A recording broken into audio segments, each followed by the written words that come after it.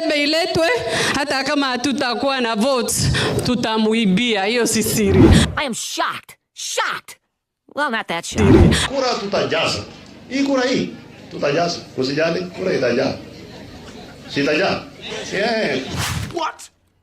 No way. Si tunangojea tu debe iletwe, hata kama hatutakuwa na votes, tutamuibia. Hiyo si siri. Oh, there's a big surprise. That's an incredible. I think I'm gonna have a heart attack and die from that surprise. Tulidansi hapo sasa, kazi yangu nilikuja kudansi, nikaacha watoto wangu ko. Nimelala kwa mtaro. Kazi yangu ni kudansi. Wala huku nikabewa 2,000. 2,000 ndio hii, sijui nipatie nani? Sijui nipatie nani? Sijui nipatie nani? Niache nani? Na kikundi ni watu 31. Widows and the widowers. Sasa sijui nifanye nini. Watafikia nimechukua pesa yao, watakuja kwangu, sijui niseme. Sijui nitawaambia nini. Hawa mama wangu wote ni wakongwe sana, nilikuja nao jana hapa. Mvua ilitunyeshea bwana Kindiki, hata I'm very sure uliniona nikidansi huko na Riverera. Tulidansi hapo sasa, kazi yangu nilikuja kudansi, nikaacha watoto wangu ko. Nimelala kwa mtaro. Kazi yangu ni kudansi. Hatu kupewa chochote. Hizo pesa tulishangaa, kwani hao waheshimiwa wanachagua wale wanapea pesa. Kuna people living with disability hawasaidiki. Where is the money coming from? The Deputy President seems to be leading this nationwide roadshow, but what budget line is footing the bill? And about those helicopters, because empowerment apparently can't happen unless you descend from the skies like a savior who is paying for them. Rais nusu-nusu, kalia hiyo kiti vizuri. Second term utaingia. Second term utaingia rais kama stima. Unajua mimi natoka kaunti ya 24. Kaunti ya Baringo sisi ndio tunajua mambo ya 24 years. Sisi ndio tunajua kwa manufacture rais akae 24.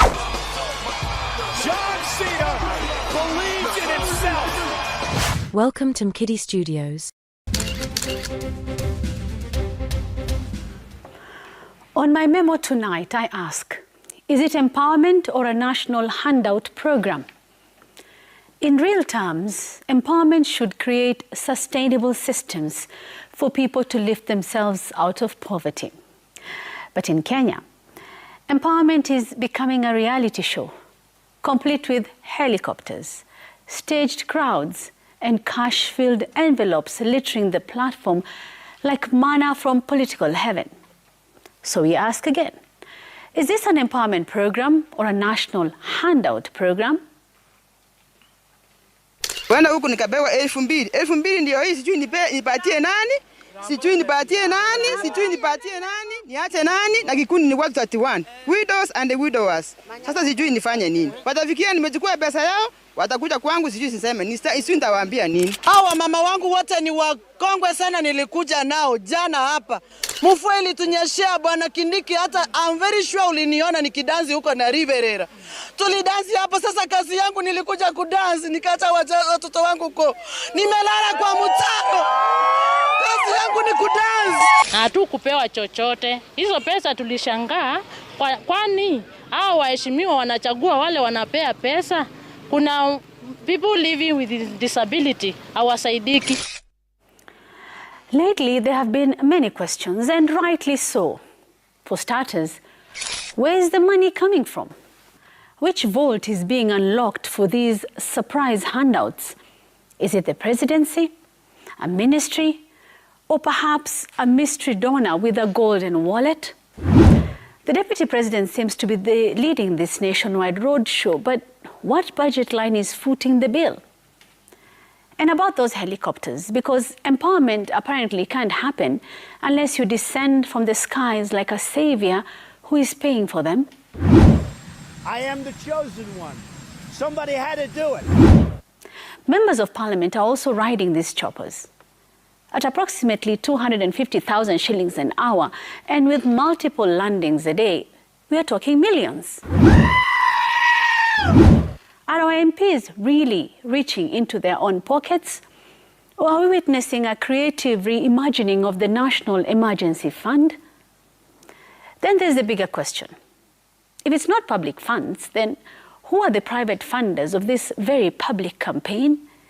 And why haven't they channeled that generosity through the structured, legally mandated avenues that already exist? Let's refresh our memories.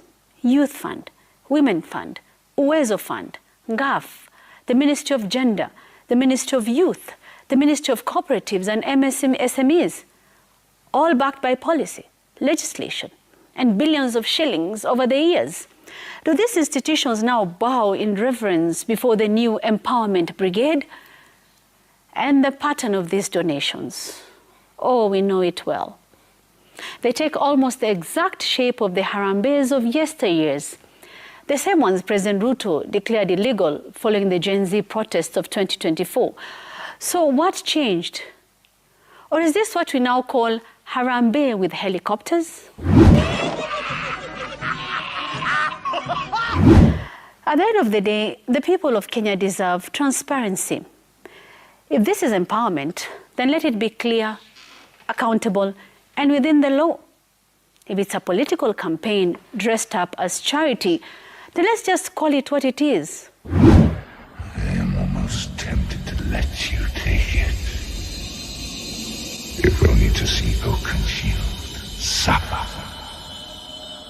Watch it destroy him. Watch it corrupt his heart and drive him mad. After all, even handout programs in Harambee garments masquerading as empowerment projects need receipts. In other news, it turns out that we can no longer afford to pay for free primary and secondary education. I suspect foul play. That is my memo.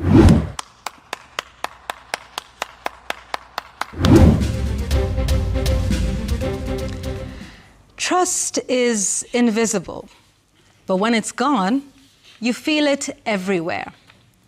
Now, there's a question I've heard whispered often lately in boardrooms, in buses, back channels, and even on breakfast television shows. It usually goes something like, why are things different now? Why is the public more restless, more skeptical, more confrontational, especially towards leadership? But perhaps the question is itself an answer, because what we're dealing with here isn't just criticism. It's a crisis of trust. You see, public trust is a kind of currency. It has no shape, no print, no watermark, but it's what gives value to leadership. Just like a banknote only works if people believe in the system behind it. Trust is what makes a signature on paper carry weight.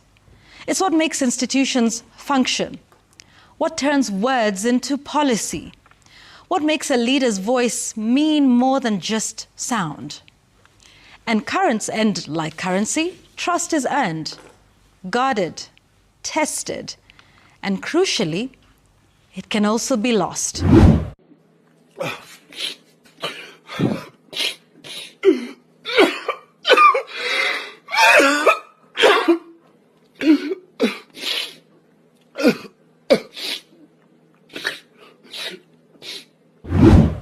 A government may have the legal mandate to lead, but legitimacy, that lives in the hearts of the people.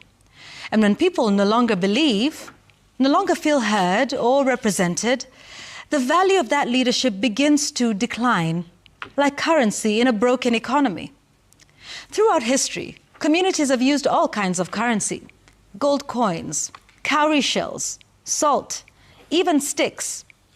The form never mattered as much as the trust behind it. The understanding that this is something we value, something we honor, something we can exchange and depend on.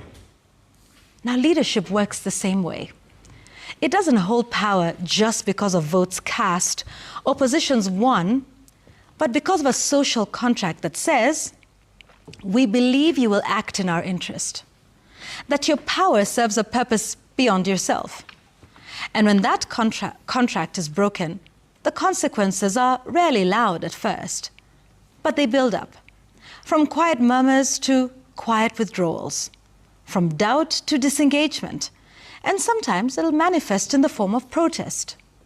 In that moment, authority still exists, but it feels hollow. It's like holding a note whose value nobody recognizes anymore. So maybe the better question isn't why this generation is different.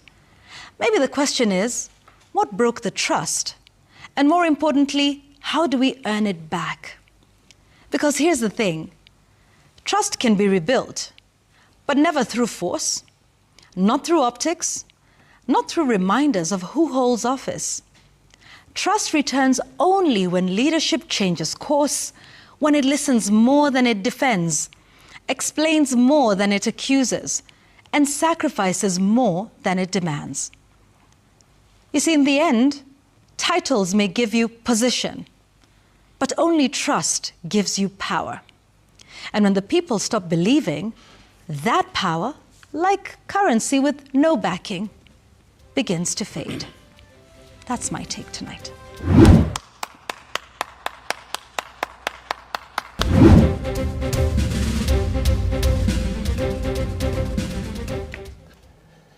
On my kicker tonight, I seek to indulge the new commissioners of the Independent Electoral and Boundaries Commission, IEBC, who have formally taken up their assignments at the IEBC headquarters. Without a doubt, ladies and gentlemen, your in-tray is full with pending assignments that include over 20 by-elections around the country. No doubt, there's so much in your hands, even this very minute. But lose not sight of the one main ball in the air, the 2027 election. My take is, that is your make or break moment. It is the sole ultimate agenda item. Everything else, believe it or not, is secondary. Yet, commissioners, your assignment in the 2027 election is very simple indeed. I call it simple because it will come down to proving either right or wrong the following people. Just take a listen. Si tunangojea tu debe iletwe, hata kama hatutakuwa na votes, tutamuibia, hiyo si siri. I am shocked. Shocked. Well, not that shocked. Kura tutajaza. Hii kura hii tutajaza. Usijali, kura itajaa. Sitajaa. Yeah. What? No way. Si tunangojea tu debe iletwe, hata kama hatutakuwa na votes, tutamuibia, hiyo si siri. Oh, there's a big surprise. That's an incredible. I think I'm going to have a heart attack and die from that surprise. Kura tutajaza. Hii kura hii tutajaza. Usijali, kura itajaa. Sitajaa. Yeah. We've been duped. Duped. Bamboozled. We've been Smeckledorfed. That's not even a word, and I agree with you. Si tunangojea tu debe iletwe, hata kama hatutakuwa na votes, tutamuibia, hiyo si siri. Now, commissioners, be under no illusion or doubt. These speakers mean business. And for their bold remarks, Kenyans actually owe them. That is the Wajir woman representative and the MP for Jallo, the MP for Kapsaret, Oscar Sudi, and a big debt of gratitude for their blunt pronouncements. Integrity of elections in Kenya is something of a taboo topic, and we must appreciate when a few, like Sudi and Fatuma, step forward with such stunning declarations. We must appreciate them. Meddling with elections and election outcomes in Kenya is a real sport, complete with its many unsung heroes.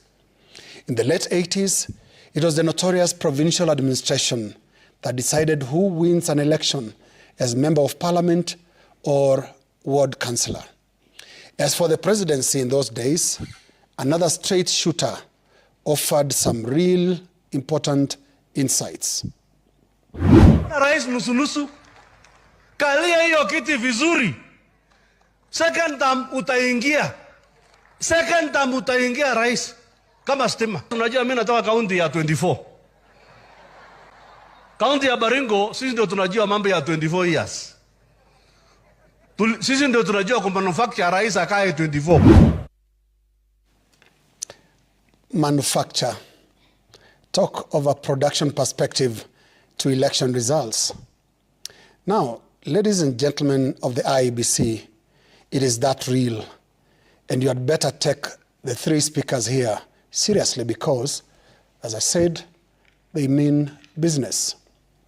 You see, our election history is packed with precedents that back their statements, and shall I say, their course.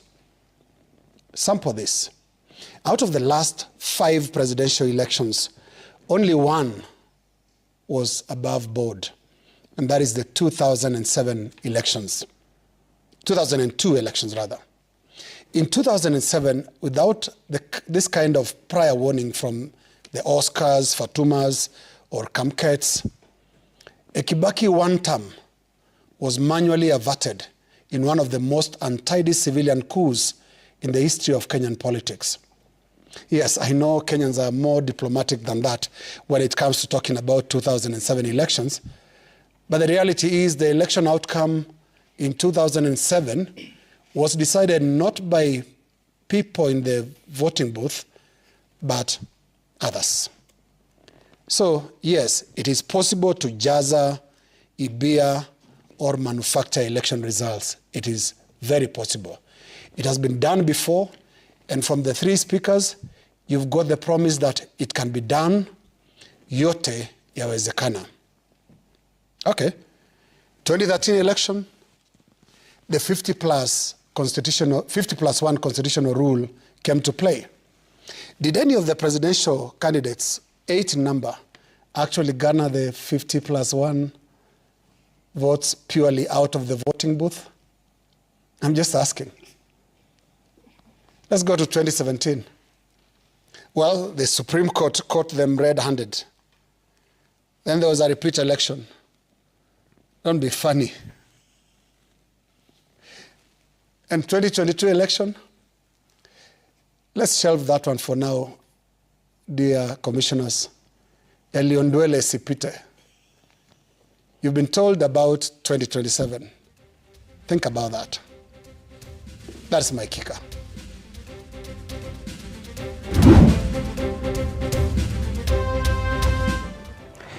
Over the last few weeks, the country, especially the political class, has been embroiled in a contest of who can outwit whom. It's been about 1 term, 2 term, Noma is Noma, or is it Noma si Noma? None. Tribalists, nationalists, tutaiba kura, tumejipanga, what's your plan? And of course, the clarion call to the youth to register as voters. Now, it's all good to fight the good fight, as Paul once told Timothy. But how about finishing the race and keeping the faith?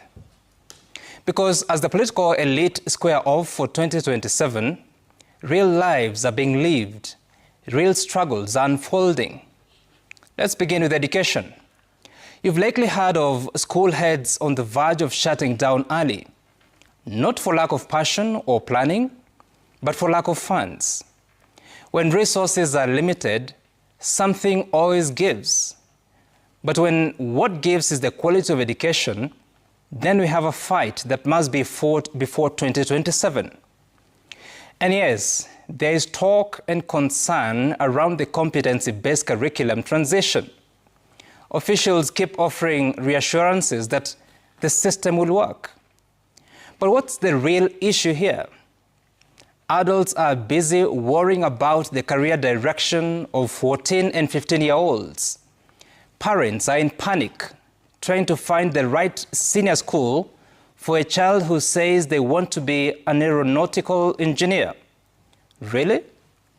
A 15-year-old being tunnel visioned into a future that adults themselves can't quite figure out.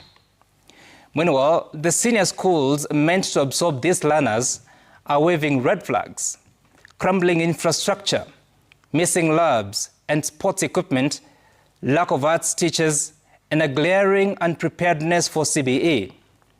But of course, the priority is 2027. And so as your favorite politician lines up to visit your church or town this weekend, with a few dance moves, some insults and sneering contests, the Higher Education Loans Board is out of money. HELB recently admitted it couldn't pay tuition for university students in the second semester of the year. But don't worry, that too will be resolved in 2027. Should I talk about healthcare, or should I save that for 2027 as well? Just for the record, the government says SHA is working. It's covering hospital bills, registering up to 23 million Kenyans. A leap, they say, from NHIF's 9 million, mostly formerly employed subscribers. Only that just about 4 million of those SHA subscribers are actively contributing. And yes, there have been ideas, like loaning non-payers from the Hustler Fund. But are they really boarding? SHA aside, what is the quality of healthcare at your nearby health facility? And how did it go with your last prescription? Did you find your tests and medicine at the hospital, or were you referred to a private facility? Remember this, in June, KEMSA declared 9.5 billion shilling worth of medicine expired. And now the country urgently needs some 600 million shillings just to dispose of the waste. But no need to panic. All shall be resolved in August 2027. So then, let's keep running away from issues affecting Mwananchi. Let's keep fighting over one-term and two-term, neither of which can be served at the family dinner table. Let us coach parents on how to raise their children, while withholding capitation to the schools and universities where these children are meant to grow. Let's stay on autopilot in public affairs, where the National Cabinet meets to approve policy papers but ignores the people's deepest pain points, where cabinet secretaries have become campaigners for two-term, praising some vague empowerment program worth a few coins in a country with a 4 trillion shilling budget. And while they are at it, took swipes at the opposition. But the bright star here is 2027. Yes, it's all systems go to the finish line. We are finishing the race in August 2027. These little disruptions of health, of education, of unsafe schools, and unstable incomes can wait. After all, they are just minor inconveniences in the grand scheme of things. Because here, a good fight isn't about what it fixes. It's about what it wins. And make no mistake, the winning here is about votes, which really makes no sense to sensible people who just want to live their lives. Yet, that's my sense tonight.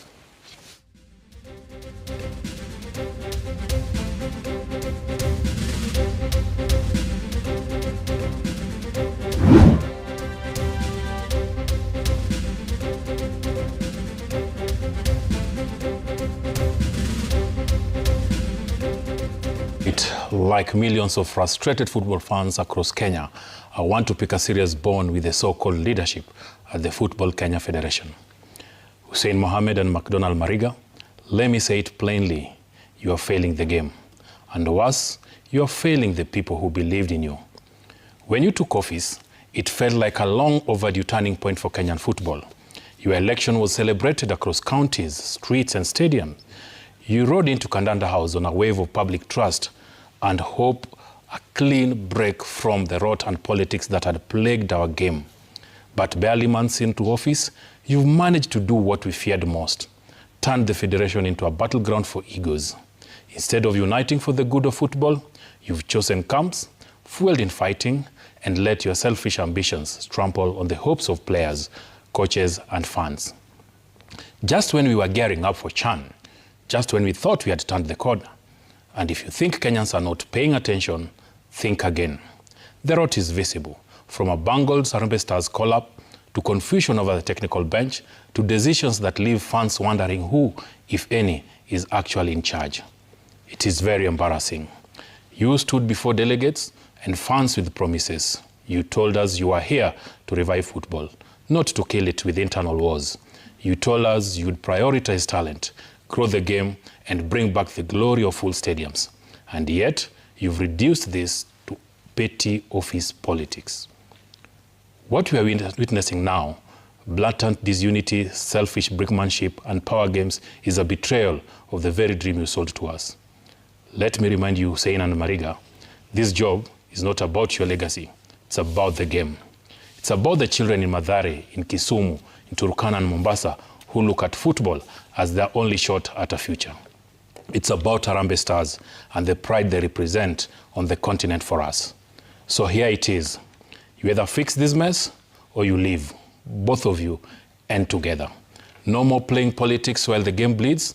We demand unity, not division. We demand vision, not confusion. We demand leadership, not excuses. As a football fan, and our patience wears very thin. And trust me, it runs out faster than your political posturing. Fix this now. For Harambee Stars, for our rising talents, and for the thousands who still dare to dream through football. Si tunangojea tu debe iletwe, hata kama hatutakuwa na votes, tutamuibia, hiyo si siri. I am shocked. Shocked. Well, not that shocked. Kura tutajaza. Hii kura hii tutajaza. Usijali, kura itajaa. Sitajaa. Yeah. What?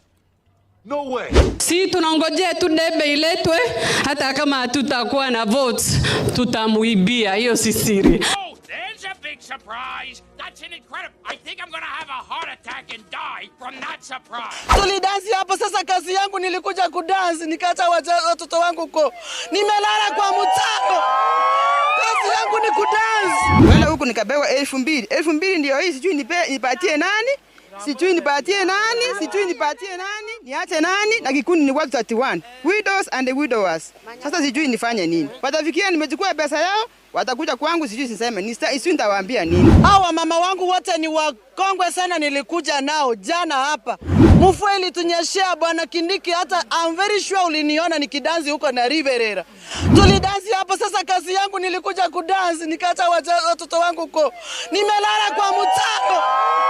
Kazi yangu ni kudansi. Hatu kupewa chochote. Hizo pesa tulishangaa, kwani hao waheshimiwa wanachagua wale wanapea pesa. Kuna people living with disability hawasaidiki. Where is the money coming from? The Deputy President seems to be leading this nationwide roadshow, but what budget line is footing the bill?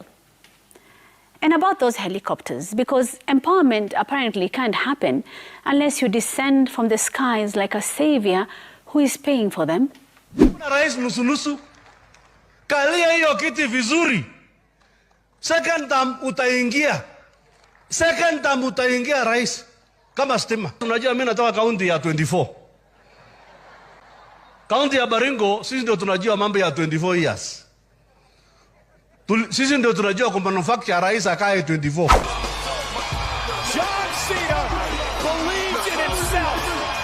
Welcome to MKIDDI Studios.